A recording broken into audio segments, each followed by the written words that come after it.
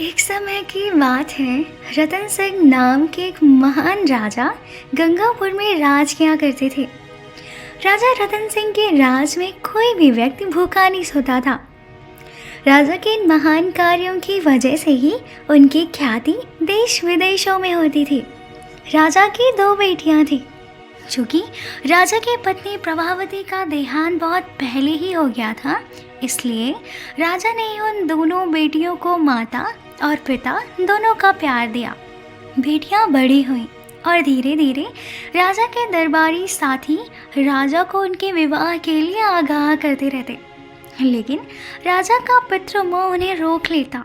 वे सोचते, मेरे बेटियों को ना जाने कैसा ससुराल मिले, भगवान न करे उनको उनके ससुराल में कोई परेशानी हो, लेकिन विवाह तो करना ही पड़ेगा, यह सोचकर राजा खुद को मना लेता। फिर एक दिन दोनों राजकुमारियां महल से काफ़ी दूर जंगल की ओर भ्रमण के लिए जाती हैं।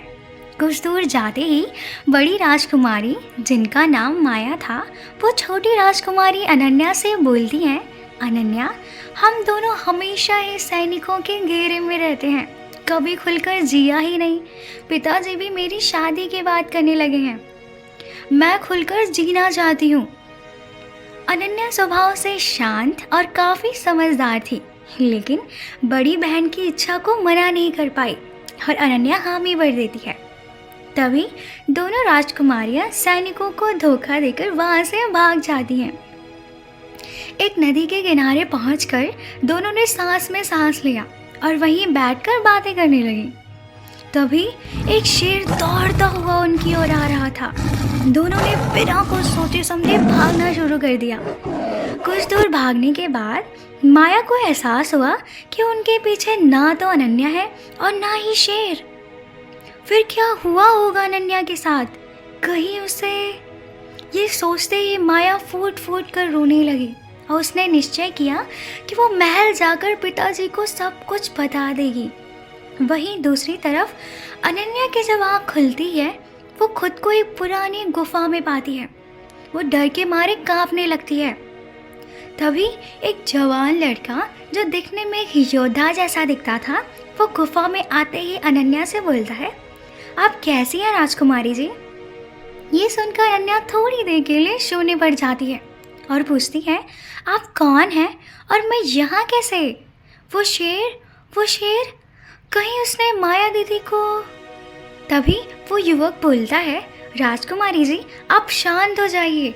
शेर को तो मैंने भगा दिया था, लेकिन मैंने सिर्फ आपको ही भागते हुए देखा था। क्या आपके साथ बड़ी राजकुमारी जी भी थी?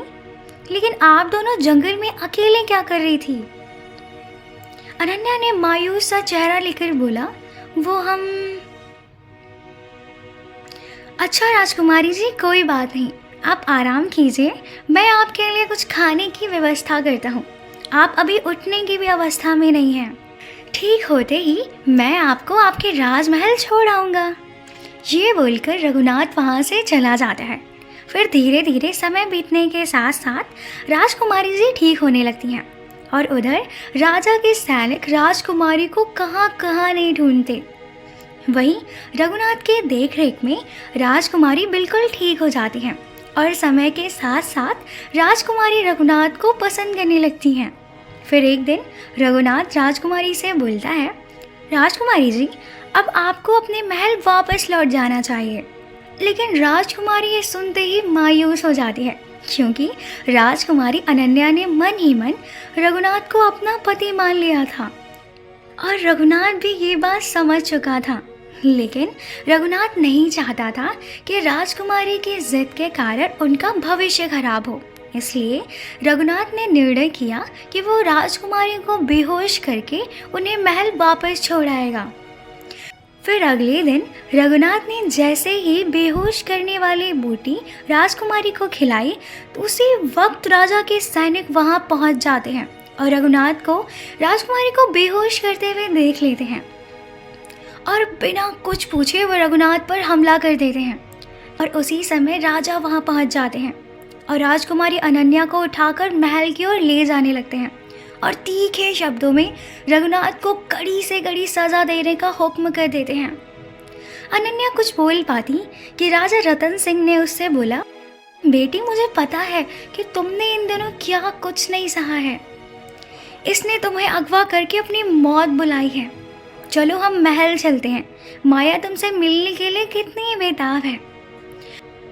महल पहुंचने के बाद अनन्या को ये बात खटक रही थी कि पिताजी ने ये कैसे सोच लिया कि रघुनाथ ने मुझे अगवा किया था। अब मैं उन्हें यकीन कैसे दिलाऊं कि रघुनाथ ने तो मेरी जिंदगी बचाई थी। अनन्या ने बहुत सोचा। फिर अगले ही सुबह वह दरबार में एक याचक बनकर अपने ही पिता के सामने खड़ी हो जाती है। राजा ये देखकर आश्चर्य से बोलता है, अनन्या बेटी तुम आज दरबार में याचक बनकर क्यों खड़ी हो?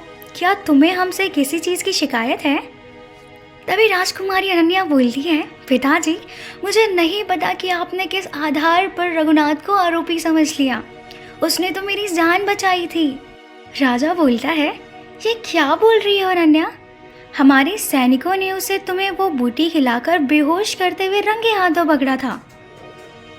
राजकुमारी ने तुरंत बोला, नहीं पिताजी, वो तो मैं वापस राजमहल आने के लिए मना कर रही थी, इसलिए रघुनाथ ने ये रास्ता अपनाया था।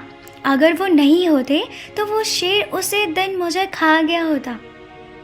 यह सुनकर राजा को काफ़ी पछतावा होता है और वो तुरंत रघुनाथ को कैद से मुक्त करने का आदेश दे देते हैं। रघुनाथ के दरबार में पहुंचने से पहले ही राजा को ये सूचना मिलती है कि पड़ोसी देश के राजा भीम सिंह अपने विशाल काय सैनिकों के साथ उसके राज्य की ओर बढ़ रहे हैं। राजा रघुनाथ ये सुनते ही आश्चर्य में पड़ जाते हैं कि कल तक वो हमारे हित चिंतक थे और आज वो हमसे युद्ध करने के लिए कैसे आ सकते हैं। फिर राजा ने अपने एक मंत्री को राजा भीम सिंह के विश्राम गृह में शांति दूत बनाकर भेजा। राजा भीम सिंह ने मंत्री से कहा, हमें अच्छा लगा कि रतन सिंह अपनी मर्यादा नहीं भूले, लेकिन उन्होंने ठीक नहीं किया। यह सुनते ही मंत्री उनसे बोलता है, राजन आपको जो भी संशय हो आप राजा से खुलकर कह सकते हैं, वो आपको बड़े भाई समान मानते हैं। यह सुनकर राजा भीम सिंह बोलते हैं, यह प्रस्ताव हमें अच्छा लगा। कल प्रातः ही हम रतन सिंह से बात करने के लिए उपस्थित होंगे। अगली सुबह राजा भीम सिंह ने रतन सिंह के सामने अपनी बात रखी। राजन तुम कहते हो कि मैं तुम्हारा बड़ा भाई हूँ और तुमने अपने बड़े भाई के बेटे को ही बंदी बना लिया। तुम्हें तो पता है ना कि वो हमारे कुल का एकमात्र दीपक है। फिर बताओ तुमने ऐसा क्यों किया? राजा आश्चर्य में पूछता है, मैंने आपके बेटे को बंदी नहीं महाराज। भीम सिंह बोलते हैं, क्या तुमने रघुनाथ को बंदी नहीं बनाया? रघुनाथ? वो रघुनाथ आपका बेटा है? लेकिन ये कैसे हो सकता है? वो तो जंगल में मेरी बेटी को मिला था और मैंने उसे अपहरणकर्ता समझकर। माफ़ कर दीजिए महाराज, मुझसे गलती हो गई। लेकिन वो बिल्कुल आम आदमी के वेश में थे, इसलिए मैं उन्हें पहचान नहीं पाया। तभी रघुनाथ वहाँ पहुँच जाते हैं और सब उन्हें देखकर चकित और प्रसन्न दोनों हो जाते हैं। रघुनाथ बोलता है, जी हाँ महाराज, दरअसल मैं शिकार के लिए महल से निकला था। कब रास्ता भटक गया और आपके राज्य में प्रवेश कर गया मुझे पता ही नहीं चला। फिर मुझे भागती हुई राजकुमारी अनन्या दिखी, जिनको एक शेर अपने पंजों में दबोच ही लिया था कि मेरे बाण ने शेर को बेहोश कर दिया और राजकुमारी जी की जान बच गई, लेकिन पंजों के घाव से वो बेहोश हो गई थी। फिर मैंने उनका उपचार किया और उन्हें मुझ पर शक ना हो इसलिए मैंने एक साधारण वेशभूषा डाल ली थी। लेकिन फिर एक दिन आपके सैनिक आए और ये सब हो गया।